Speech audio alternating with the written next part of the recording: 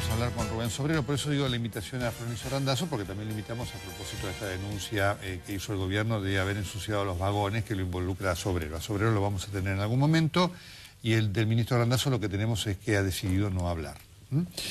Bueno, ¿qué tal? ¿Cómo les va? Bien. Más allá de la discusión de si fue alto, si fue bajo, ¿cómo sigue esta película? No tiene sentido discutir si fue alto, si fue bajo. Yo creo que este gobierno hace años que viene construyendo mentiras sobre mentiras y en vez de dar respuestas se va con evasivas, discutiendo los números del paro. Yo creo que este paro fue distinto al otro, hubo más movimiento porque andaban micros en la calle, pero como bien lo dijo usted, Nelson, andaban vacíos los micros. Y bueno, los mismos choferes de los micros decían que andaban solos. O sea, el paro fue contundente, pero no fue contundente por la CGT, por los piquetes. Yo creo que es porque la gente está manifestando su disconformidad con este gobierno. Está harta de mentiras y harta de sufrir inseguridad, inflación, bueno, maltrato del gobierno si se quiere. Y esta mentira única que tiene el gobierno, que es pensar que este país va hacia un camino, una salida. Bien, le pido un minuto a Sobrero, que yo voy a estar con él. La situación salarial hoy que se plantea en relación a todo el tema inflacionario y sobre todo el mínimo no imponible, ¿hoy qué representa en el porcentaje del sueldo del trabajador? Por lo menos, por ejemplo, en el rubro de ustedes. Y en el rubro nuestro la verdad que es un punto importantísimo, porque al ser trabajadores especializados quizá estamos un poco más arriba que los salarios mínimos, obviamente, y eso nos afecta todos los meses en todas las categorías. En el caso nuestro, bueno, al 100% de los afiliados, y a la hora de evaluar un ascenso o de volar más horas, los tripulantes de cabina lo piensan dos veces, porque en el caso de un ascenso es mayor responsabilidad y muchas veces es menos dinero, porque se ve afectado a lo largo de todo el año por ganancias. Entonces deciden quizá no tomar esa posibilidad, claro, de ascender en la carrera justamente por este impuesto. Claro. Frente a esta realidad, hoy además hay un tema sobre el cual hay que insistir fuertemente, que es el de la inflación, porque el gobierno la respuesta que da es la negativa de este cuadro, ¿no? Sí, nosotros entendemos que la inflación, que este superministro que tiene el gobierno, este caballo del siglo XXI, que es Kicillof, cuando asumió precisamente con la ínfula de bajar la inflación. La inflación hoy está en el 35%, no menos del 35%, son los datos que dan las consultoras, los economistas, y no tiene ninguna posibilidad de cambio, porque acá no hay políticas de Estado, Nelson. Esto no se cambia con la expresión, se cambia con políticas profundas para cambiar esto. Ya sigo un minutito. Rubén Sobrero, ¿cómo le va? Nelson Castro, buenas noches. ¿Qué tal? ¿Cómo le va, Nelson? Bien, quiero compartir con usted esto que hoy dijo el ministro de Transporte, el ministro del Interior y Transporte, Florencio Randazzo, a quien también invitamos, pero ha decidido no hablar. Pero dijo esta denuncia, o hizo esta denuncia. Y uno siente una enorme impotencia, porque por otra parte se trata de delegados gremiales, a quienes para despedirlos no es tan sencillo. Repito, se trata de delegados gremiales, se trata de dirigentes que dicen defender a los trabajadores. Y dicen defender y revalorizar el servicio ferroviario. Deberían ser ellos los que más cuiden los trenes y este gran esfuerzo que ha hecho el Estado nacional en los últimos años con recursos que son de todos los argentinos. Nosotros hemos presentado la denuncia en el día de hoy en el Juzgado Federal número 1 de Morón. Pero además vamos a pedir el desafuero y el despido de todos los que participaron en este hecho. Muy bien, Sobrero, bueno, ya lo sabía, fue así. Hay unas imágenes que se ven de gente entrando a un vagón con unas bolsas y después salen, y el gobierno además después muestra la foto, se ve gente entrando con una bolsa, después muestra los vagones todos sucios. ¿Fueron ustedes? A ver, lo que se está tratando de hacer acá es desviar la discusión de la importancia que tuvo el paro. ¿Usted se cree que nosotros necesitamos tirar basura arriba de un tren para parar el ferrocarril? Es ridículo. Los trenes estaban paralizados ya a las 12 de la noche, no había ninguna posibilidad de que circule ningún tren. En realidad lo que le preocupa a Randazzo es que él sabe perfectamente que ya hemos discutido la continuidad de este paro en septiembre con las 48 horas, si no hay una respuesta al reclamo que nosotros estamos planteando. Es eso, entonces se está tratando de desviar la discusión nada más. Pero mostrar una bolsa de basura, me parece que está muy lejos de la realidad. ¿Ustedes sabían de esto? ¿Conocían? La imagen usted la habrá visto, digo, tenemos que ver cuán fehaciente o no, pero aparentemente hay 5 personas, se identifica alguno, inclusive alguno que el gobierno dice identificar es a Reynoso, que entran allí con bolsas, después se los ve salir sin bolsas o no. ¿Ustedes hablaron con ellos? Porque además llama la atención que sea en un solo coche. Ese es el lugar de trabajo de los compañeros. Le vuelvo a repetir, ¿qué necesidad tenemos nosotros de tirar basura en un tren cuando está garantizado el paro? Porque si me dirías que no está garantizado el paro, bueno, podría entender eso, pero el paro en el ferrocarrilamiento fue garantizado por los compañeros, no hubo ningún apriete ni nada de nada, porque hubo asamblea general y los trabajadores decidieron parar. No es que nosotros obligamos a parar a alguien. ¿Por qué cree que Randazzo hace esto? Y porque tiene que explicar cómo puede ser el grueso de los trabajadores de todos los ferroviarios del país pararon. Entonces tiene que explicar eso. ¿Le teme al desafuero sindical? Le preguntaba sobre, ¿le teme a que prospere el pedido de desafuero sindical? No, mire, sabe la cantidad de pedidos de desafuero que tenemos, de procesos. Sí, forma parte de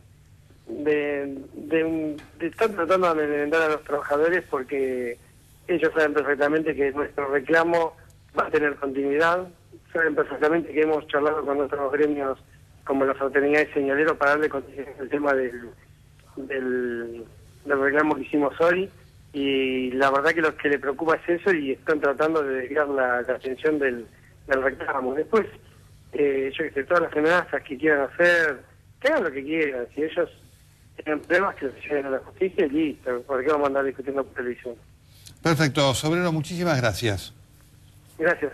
Muy bien, insisto que lo llamamos al ministro del Interior y Transporte, pero la respuesta que tenemos es que ha decidido no hablar más después de la conferencia de prensa.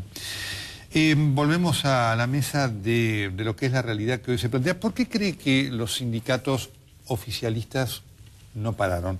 ¿La realidad que ellos viven es distinta a la que viven los trabajadores a los cuales ustedes representan en relación con la inflación, la inseguridad y el mínimo no imponible?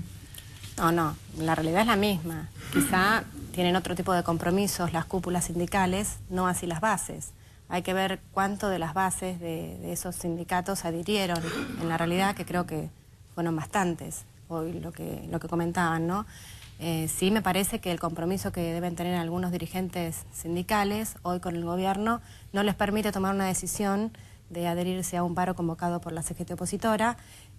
Pero bueno, eso ya lo tendrán que rendir cuentas con sus propios afiliados, porque el dirigente realmente tiene que hacer lo que las bases le piden, ¿no? Y si hoy las bases decidieron adherirse al paro y los dirigentes no, bueno, me parece que se deben encontrar en algún problema. Hoy el gobierno publicó en el boletín oficial una liberación de 1.100 millones de pesos para las obras sociales y demás. ¿Sirve, le llama la atención que haya ocurrido justo en el día de hoy? No, yo creo que todo tiene que ver con la medida, ¿no? La convocatoria al salario mínimo vital y móvil, al Consejo del Salario, estos 1.000 y pico de millones de pesos, como decía usted, todo tiene que ver con todo. Yo creo que este gobierno está sintiendo el reclamo de los trabajadores.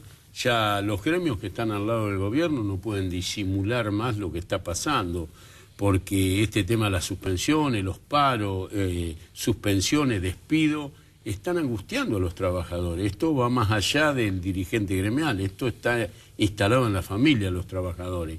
Y creo que esto es una crisis provocada por este mismo gobierno. Este gobierno, como dije anteriormente, no tiene políticas de Estado que tiendan a solucionar el problema de nadie acá en la Argentina. ¿Cómo viven ustedes situaciones?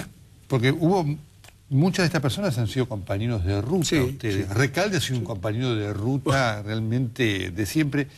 Esta posición tan divergente y de defensa tan brutal que hace el gobierno. El doctor Tomada. Sí, claro, bueno, Tomada Claro, fue... son gente que han vivido toda la vida de los trabajadores porque han sido abogados laboralistas, ¿no? Han estado viviendo de la mano de obra en los gremios. Sí, sí. Y hoy están empecinados a desvirtuar todos los reclamos que estamos haciendo desde la Confederación General del Trabajo, desde la mesa sindical o como la llamemos. Yo creo que hoy ha sido un paro contundente, una respuesta en contra del gobierno y de todos los actores, porque en algún momento nosotros no íbamos a salir a ese piquete, pero ha habido organizaciones sociales que han ido y han estado desde muy temprano. ¿Influenciaron, tuvieron peso en el éxito o no de la medida? Todo tiene peso en estas medidas. Yo creo que uno no tiene que desmerecer nada, porque esto es el descontento de la gran mayoría de la gente, ¿no? Hoy la gente está harta de las mentiras, Nelson,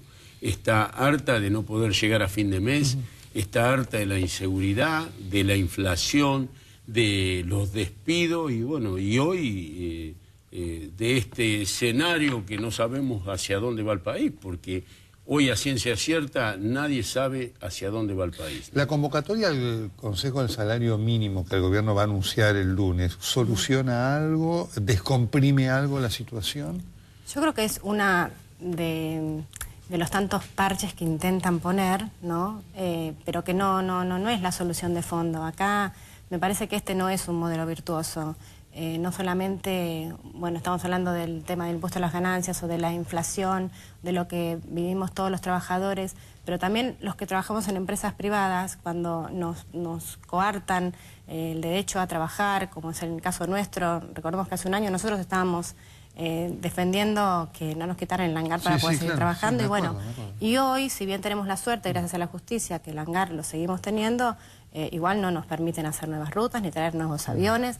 Entonces, me parece que va más allá del Consejo del Salario, o sea, quizá puede ser una punta, pero también hay que ver cómo se lo trata, con qué actores y quiénes son los invitados al debate. Acá además hay una realidad que se está dando porque obviamente estamos hablando de lo que significa el alcance del mínimo no imponible que quita salarios, ¿no? Pero hay que recordar que esto lo cobra una parte mínima de los trabajadores. De lo que ustedes ven, ¿cómo vive aquel que cobra 7.000, 8.000 pesos, digamos, hoy en la Argentina? Hoy en Buenos Aires vivir con 7.000 pesos no se puede. La verdad que están obligando a la gente realmente a tener doble jornada o a hacer trabajos, como decía la compañera, que se los lleva al mínimo no imponible si lo blanquean. Los obliga a hacer horas extras en negro, dobles jornadas en negro. Esto está ocurriendo, hay mucho que pide, hay mucha gente que pide que a una parte del salario se la paguen en negro. Total, y esto perjudica porque donde podrían trabajar dos trabajadores, trabaja uno solo y con una parte en negro. Porque el gremio de los médicos, el otro día en la mesa de la CGT decía que hay faltantes de médicos para cumplir turno, pero que los médicos no quieren hacer la doble jornada porque se la lleva el mínimo no imponible. Entonces, esto es lo que está produciendo, digamos, el mínimo no imponible, ¿no? Degradar a los trabajadores, obligarlos a trabajar en negro. Esto es lo que pasa en el mercado laboral. Cuando algún diálogo tendrán con los dirigentes de la así llamada CGT oficialista. Sí. Digamos, en el diálogo que tienen no público, ¿la visión es tan diferente como la que aparece públicamente expresada? No, yo creo que no es muy distinta. Lo que pasa que, bueno, hay lo que pasó con la UTA. Hay un gobierno que aprieta a los dirigentes. Lo de la UTA coincidían con todos los reclamos que hacíamos nosotros y no fueron al paro.